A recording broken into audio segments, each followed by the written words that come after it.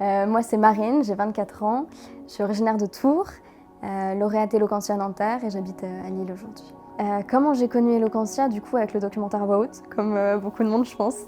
Je l'avais vu au ciné, si je dis pas de bêtises. Je m'appelle Lisa, du coup j'ai rencontré Marine en maternelle.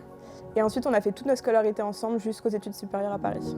Alors déjà, elle a beaucoup hésité avant de s'inscrire, parce que même si elle était très intéressée, qu'elle avait été aux présentations avant, et du coup moi et Lisa notamment, et puis il y a Paul aussi, on l'a poussée parce qu'on savait qu'elle avait les compétences, quoi, clairement.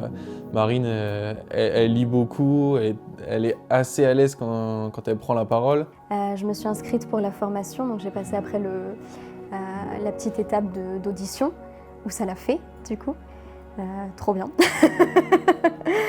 et après, donc, j'ai fait la formation pendant 6-7 semaines. 6 samedis, il fallait se lever tôt, c'était hard, mais ça valait le coup. Ça valait vraiment le coup. C'était une expérience, je pense, qui va me marquer pour longtemps.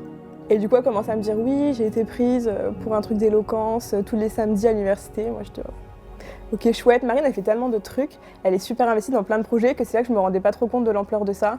Je savais juste que ça allait prendre beaucoup de temps tous ces samedis. Pendant assez longtemps, notamment quand j'étais ado, je dirais, j'ai eu un rapport un peu conflictuel à la parole parce que je m'enfermais facilement dans un espèce de mutisme où je n'osais pas prendre la parole parce que je pense peur d'être jugée.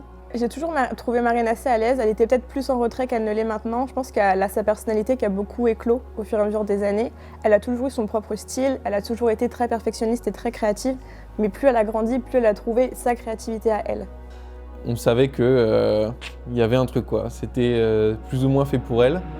Et puis j'ai envie de dire sans surprise, elle a passé le premier tour. Et du coup, j'ai vraiment hâte de pratiquer encore une fois dans une telle salle pour la finale internationale. Ça va être une belle occasion, je pense, de se dépasser encore une fois et d'essayer peut-être de nouvelles choses. On verra, danser, chanter. Non, mais essayer d'être au plus près de moi-même. Et ça, c'est un truc que j'ai appris à faire progressivement à mesure des étapes. C'est ne pas chercher à être quelqu'un d'autre, ne pas chercher à faire un discours qui suivrait absolument tous les codes ou quoi. Le but, c'est aussi de partager ce en quoi on croit et ce qu'on est.